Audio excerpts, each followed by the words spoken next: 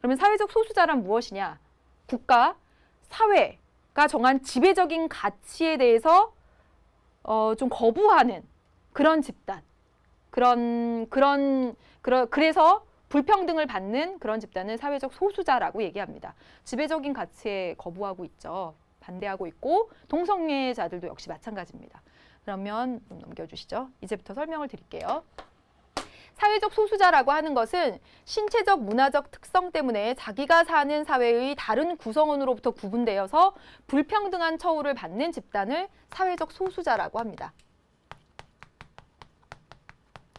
신체적 특성 때문에 그런 경우도 있어요. 예를 들면 흑인이 그렇죠. 흑인들. 또는 문화적인 특성 때문에 어떤 종교를 믿느냐. 우리나라에서 이슬람교를 믿는 사람들이 그런 사회적 소수자일 수도 있어요. 또 어떤 종교를 믿느냐, 어떤 생각, 가치를 가지느냐에 따라서 다른 사회 구성원들로부터 왜 지배적으로 보통 생각하는 것과 달리 생각하는 거야? 라는 것에 따라서 불평등한 처우를 받는 집단이 사회적 소수자 집단입니다. 사회적 소수자는, 이 소수자는 양을 의미하는 것이 아니에요. 정말 숫자가 작아서 소수자가 아닙니다. 여러분, 미국 사회에서 흑인이 있고 미국 사회에 유대인이 있습니다. 유태인이 있죠. 그런데 이 흑인을 소수자라고 해요. 흑인의 양이 훨씬 많거든요.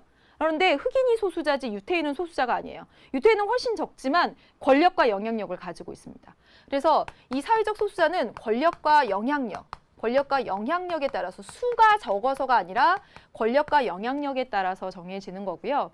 또 이 사회적 소수자는 변화할 수 있습니다.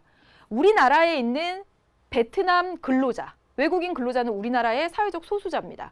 예, 신체적으로 딱 보면 알죠? 그리고 우리 사회 구성원들로부터 어쩐지 차별 대우를 받죠. 여러분도 알게 모르게 합니다. 그러면 그 사람은 우리나라에서 사회적 소수자인데 그 나라에 가면, 자신의 본국 베트남에 가면 사회적 소수자가 아니죠. 그래서 이 규정은 굉장히 상대적입니다. 또 하나만 더 말씀을 드리면 그러면 사회적 약자랑은 어떻게 분리할 것인가? 사회적 약자하고 사회적 소수자는 달라요. 물론 장애인 사회적 소수자죠. 식별 가능성도 있고요. 그리고 사회적 약자이기도 합니다. 이런 경우도 있어요. 이런 경우도 있지만 소년 소녀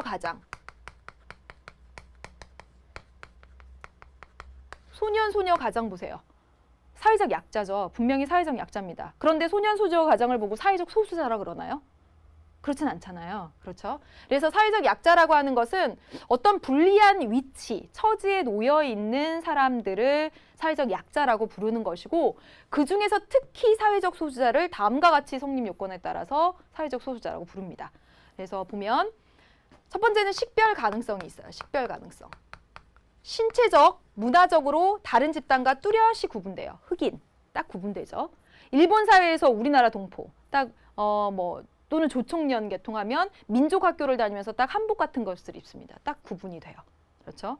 그리고 우리나라의 외국인 근로자들, 식별이 딱 됩니다. 그래서 첫 번째 식별 가능성. 두 번째, 권력의 열세입니다. 권력이나 영향력이 약해요. 그러니까 소수자입니다. 그래서 정치, 경제, 사회적 권력의 열세에 놓여 있다. 그 다음에 보시면 그 집단의 사회적 차별이죠. 예, 차별입니다. 그 집단에 속해 있기 때문에 구성원이기 때문에 차별의 대상이 됩니다. 외국인 근로자이기 때문에, 장애인이기 때문에, 예, 그리고 동성애자이기 때문에, 그 집단에 속해 있기 때문에 사회적 차별의 대상이 됩니다. 그 다음에 마지막으로 이게 뭐냐면 집합적 정체성. 이 말이 어려운데요. 잘 보세요. 양심적 병역 거부자 또는 동성애자를 우리가 차별하는 이유가 그 랭보 한 사람 개인을 그냥 차별하는 겁니까? 아니죠. 그 제 개인을 그냥 따돌림하는 겁니까? 양심적 병역 거부자 중에 내 친구 양심적 병역 거부했는데 걔 너무 싫어. 그 한 사람 개인을 차별하는 게 아니죠. 즉 뭐냐면 스스로 차별받는 집단의 구성원임을 느껴야 돼요.